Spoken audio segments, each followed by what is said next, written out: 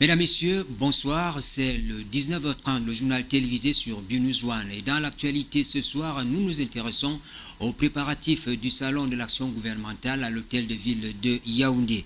Le constat qui est fait par nos reporters sur le terrain, c'est qu'à quelques heures de l'ouverture de cet événement, l'esplanade de l'hôtel de ville est en pleine effervescence.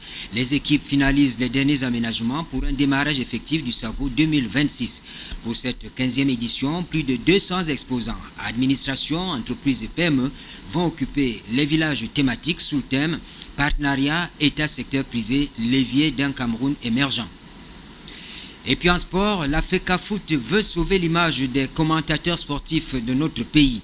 Sous le parrainage de la Fédération camerounaise de football, l'on vient de passer 48 heures d'une intense activité de recyclage pour élever le niveau, professionnaliser les commentateurs du sport. Voilà pour le sommaire, les détails de ces faits d'actualité dans un tout petit instant.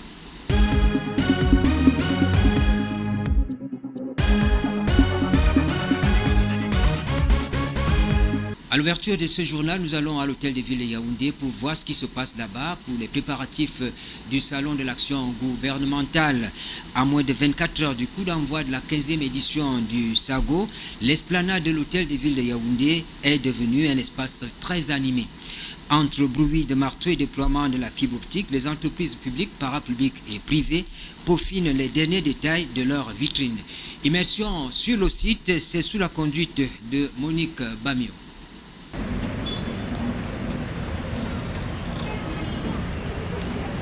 C'est ici, sur l'esplanade de l'hôtel de ville de Yaoundé, que battra le cœur de la 15e édition du SAGO. Véritable vitrine d'échange entre le gouvernement et les citoyens, ce salon s'annonce comme le rendez-vous du bilan et de la transparence. Mais avant l'effervescence du jour J, l'heure est au dernier réglage. Parmi les pavillons imposants qui dictent déjà le décor, on aperçoit ceux du ministère des Travaux publics, du ministère de l'Habitat et du Développement urbain et du ministère du Tourisme et des Loisirs. Mais la grande innovation de cette année sera le stand du grand Lolodof, véritable vitrine culturelle des peuples du Sud Cameroun.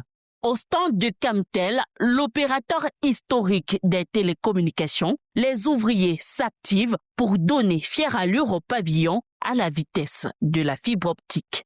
Nous sommes aujourd'hui à un jour de l'événement, donc nous espérons être prêts, nous serons prêts d'ailleurs, le jour dit demain à l'ouverture. Actuellement, on peut dire qu'on a 80% des travaux, donc on va passer la tapisserie d'ici la fin de la journée pour pouvoir poser le mobilier. Même son de cloche et même ferveur du côté de l'agence de régulation des marchés publics où les réalisations affichent déjà un taux d'exécution de près de 80%. Ici, on peaufine les détails visuels. Je suis venu pour essayer de redonner vie au stand de l'ARMP. Et je pense que d'ici demain, dans la soirée, tout serait prêt après. Et serait déjà convivial pour que tout le monde puisse venir admirer. Tout est donc mis en musique pour que cette grande messe du Salon de l'action gouvernementale, prévue du 6 au 13 juin 2026, soit une réussite totale. Le grand public, quant à lui, a rendez-vous le 8 juin prochain pour la cérémonie d'ouverture officielle. Pour cette 15e édition, le ministère des Travaux publics ambitionne de dévoiler aux visiteurs toute l'étendue de son savoir-faire dans la mise en œuvre des grands projets infrastructurels. Pour une action encore plus pédagogique, le MINTP, comme on le dit très souvent, partage cette année son espace avec une institution sous sa tutelle, à savoir l'École nationale supérieure des travaux publics. Nous allons écouter à ce sujet Landry Alima, qui est en service à la cellule de communication du ministère des Travaux publics. Il nous décline la quintessence de cette vitrine dans cet extrait sélectionné par Monique Bamio. Nous sommes effectivement à cette 15e édition du Salon de l'action gouvernementale pour apporter des réponses aux préoccupations de nombreux citoyens et visiteurs qui se rendront dans notre village des institutions et autres structures du bâtiment et travaux publics. Donc, au-delà du ministère des Travaux publics, nous allons montrer aux citoyens camerounais bénéficiaires des infrastructures comment est-ce que le ministère des Travaux publics se déploie, qu'il s'agisse au niveau de ce département ministériel ingénieur de l'État, qu'il s'agisse des structures sous tutelle comme l'École nationale supérieure des travaux publics, le fonds routier, qu'il s'agisse de nombreuses entreprises qui évoluent dans le secteur du bâtiment et travaux publics. Sommes-nous prêts? Nous sommes toujours à la disposition des Camerounais pour leur apporter la bonne information, qu'il s'agisse ici ou dans nos locaux, dans notre immeuble siège, bien tous nos services déconcentrés, nous allons être prêts le jour dit. Évidemment, quelques contraintes liées à la mobilisation des techniciens pour l'aménagement du stand. Nous allons faire, on appelle ça une lutte contre la montre pour être prêts le jour dit. La 53e journée mondiale de l'environnement, c'est ce vendredi 5 juin 2026. Les activités commémoratives ont été organisées à Nkomtou, dans le département de la Léquié. Et il faut dire que le thème cette année, c'est changement climatique, de la prise de conscience à l'action. Et au Cameroun, la prise de conscience est réelle, mais l'action reste freinée par des contraintes structurelles. Au Cameroun, on s'est mobilisé autour du thème générique, à savoir changement climatique, de la prise de conscience à l'action. Pascal Golf, sous-directeur de la sensibilisation et l'éducation environnementale, lève le voile sur les défis persistants qui entravent la mise en œuvre, ou plutôt la mise en œuvre concrète des politiques climatiques sur le terrain. Gladys Thérèse Mvondo l'a rencontrée. Voici ce qu'elle nous a ramené. La sensibilisation, elle n'est pas ponctuelle, elle est permanente. Et depuis 2018 que le ministre m'a confié cette charge de la sous-direction, nous avons mené beaucoup d'activités, d'abord de terrain, de formation et de ces sensibilisations communautaires. Et je crois que ça fait la 4e année que vous nous accompagnez. Le ministère se bat, surtout en ce qui concerne ces changements climatiques qui nous mobilisent en cette année. Mais c'est l'occasion pour moi d'appeler la conscience de la communauté internationale.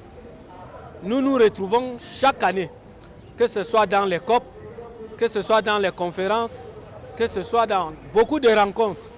On parle, on prend des décisions, mais les moyens ne suivent pas. Les gens ne remplissent pas leurs engagements, ce qui fait que nous marquons les pas sur place. Tant que chacun n'aurait pas accompli sa décision, n'aurait pas exécuté sa décision, je crois que nous allons nous limiter toujours dans le verbiage, dans la philosophie. Le thème est interpellateur, de la prise de conscience à l'action. Nous avons tant sensibilisé, nous pensons que les gens ont pris conscience. Maintenant, passons à l'action. Que chacun pense quelle peut être sa contribution pour limiter les changements climatiques. Parlant des activités de la journée commémorative, la journée mondiale de l'environnement, on n'oublie pas de sitôt ce qui s'est passé hier à Yaoundé après la forte pluie qui s'est abattue sur la capitale. Une pluie qui a fortement perturbé la circulation du fait des inondations par endroits. Et on l'a vu jusqu'à tard hier, il était difficile de circuler dans les rues de Yaoundé. Dans tous les cas, ce déchaînement de la nature montre bien que les enjeux autour de l'environnement sont à prendre au sérieux au Cameroun. En sport, la 22e journée de championnat Elite One a donné des scores serrés et révélé des surprises. En clôture au stade Amadou Ahidjo de Yaoundé, le choc au sommet du classement a vu la Colombe deuxième dominer le leader Unisport 3-1. Et puis la veille, Stade Renard a écrasé Victoria United 4-2, tandis que PW et Canon s'étaient neutralisés. Analyse des performances et des enjeux pour la suite du championnat, c'est dans ce reportage de Franck Peck. La dernière ligne droite du championnat national Elite One promet des étincelles. Unisport du Honcam l'a pris à ses dépens. Le Flambeau de l'Ouest a perdu 3 précieux points face à Colombe au stade Omnisport Amadou Ahidjo lors de la clôture de cette 22e journée. Enlevé de rideau déjà, sur les mêmes installations, Air Fortuna était tombé face à Aigle Royal du Mongo. Aigle Royal de la Ménois, quant à lui, a contraint Coton Sport au partage des points. PWD de Mamenda et Canon Sportif de Yaoundé se sont aussi séparés dos à dos au stade de proximité de Mendakwe. Au stade de Bonamou Sadi, Dynamo de Douala est venu à bout de Gazelle FA au bout d'un match controversé. Score de la partie 2-0, 2 pénaltys concrétisés par Armand Kwa et les siens qui ont eu du bol. Au stade Fotso Victor de Banjone, Panthère Sportive d'Undé corrige stade Renard de Mélon. Au stade Omnisport de Nguémé, Victor United a laminé Faux-Vazur. Cette 22e journée a donc redessiné le sprint final de la saison. La bataille pour le titre continue à se disputer. À l'issue de la dite journée, 22 buts ont été inscrits. Panthère Sportive d'Undé s'en tire avec la meilleure attaque. Malgré sa défaite, Unisport du Oncam reste leader du championnat avec 46 points. Cette journée a aussi révélé plusieurs tendances clés. D'abord, la domination de Stade Renard en attaque avec 4 buts marqués montre une efficacité redoutable dans les transitions rapides. Ensuite, le match nul PWD Canon souligne les lacunes défensives des deux côtés avec des erreurs individuelles coûteuses. Pour AS Fortuna, la défaite contre Aigle du Mongo est un coup dur dans la lutte pour le maintien, tandis que Colombe confirme son statut de sérieux prétendant au titre grâce à une solidité défensive retrouvée. Toutefois, Dynamo a aussi bien parti pour jouer les troubles faits. Avec cette 22e journée, le championnat Elite One prend une tournure décisive. Les prochains matchs seront cruciaux pour départager les prétendants au titre et déterminer les relégués. Yaoundé vient de vibrer au rythme du commentaire sportif sous le parrainage et avec le soutien de la FECA Foot. L'on vient d'avoir droit à 48 heures d'une intense activité de recyclage de ceux qui travaillent dans ce domaine. C'était pour relever donc le niveau, professionnaliser les habitués du micro et préparer l'après Christian Kofan, Franck Simon et autres, ceux qui sont connus dans ce domaine-là. Il faut rappeler que la voie du sport camerounais va désormais changer de vitesse avec cette session de recyclage. Regardons Madeleine Sopikoto, qui est marraine de l'activité qui vient de se dérouler à Yaoundé. De leur dire d'apprendre, vraiment d'apprendre, de ne jamais cesser d'apprendre parce que malheureusement ou heureusement aujourd'hui avec le développement des technologies, avec le numérique qui court plus vite que l'air, c'est à la fois un privilège, mais c'est aussi un gros challenge. Un challenge, pourquoi? Parce que, vous savez, aujourd'hui, votre enfant, votre petit frère, votre voisin peut vous donner les noms de tous les jours. Alors, à la fin, on se demande quelle peut être la différence finalement, quel est le rôle du reporter ou du commentateur sportif. Et c'est à ce niveau que ce que vous apprenez tous les jours intervient. Parce que vous savez comment le dire, quand le dire. Ça s'appelle le timing dans notre métier. Comment le dire, ça s'appelle la manière. Avec à quel moment mettre de l'émotion, à quel moment se taire, à quel moment laisser dire ou laisser entendre tout simplement. Vous savez, quand on est dans un stade de football, il y a la responsabilité de décrire ce qu'on voit. Mais il y a aussi la responsabilité de laisser découvrir. Pour les reporters, les commentateurs à la radio, par exemple, il faut pouvoir permettre à celui qui est à la maison de vivre même les murmures entre deux séquences que vous voulez décrire. Outre la marraine de l'événement, Madeleine Sopikoto, que vous venez d'entendre et qui a d'ailleurs salué l'initiative, il faut avouer que les principaux animateurs de cette session de recyclage de très grande expérience et connus dans le milieu du sport et qui sont partis de la France pour le Cameroun, eh bien, ces formateurs ont à leur niveau salué l'organisation de cette session et n'ont pas caché leur sentiment de satisfaction par rapport à l'expérience. Pour eux, il ne s'agit pas seulement d'une formation, mais plutôt d'un partage. Suivons leur réaction au micro de notre reporter Franck Peck. Franchement, c'est un plaisir. C'est un plaisir, c'est sincère, parce qu'il n'y a rien de plus beau pour moi que de partager, de transmettre. Je le fais dans ma propre famille avec mes enfants. J'ai 5 enfants, donc je le fais toujours avec plaisir de leur transmettre des valeurs, des choses que j'ai apprises grâce à papa, maman. Et puis, quand je suis ici, je me dis que je suis un peu comme un grand frère et j'essaye de transmettre aussi des choses. Je le fais volontiers parce que c'est important, parce que ça m'a été un peu refusé quand j'ai commencé ma carrière en 89. Et aujourd'hui, il faut être dans le partage, il faut être dans l'échange, il faut être dans cette transmission pour rendre meilleur tout simplement. C'est la base, c'est la base. Il ne faut pas garder les choses pour soi. Il faut transmettre, il faut donner et proposer des choses, proposer des fois des idées, des solutions, des alternatives. Et puis après, à chacun son style, à chacun sa façon d'exprimer son talent. On a tous la même passion qui est le sport et le football.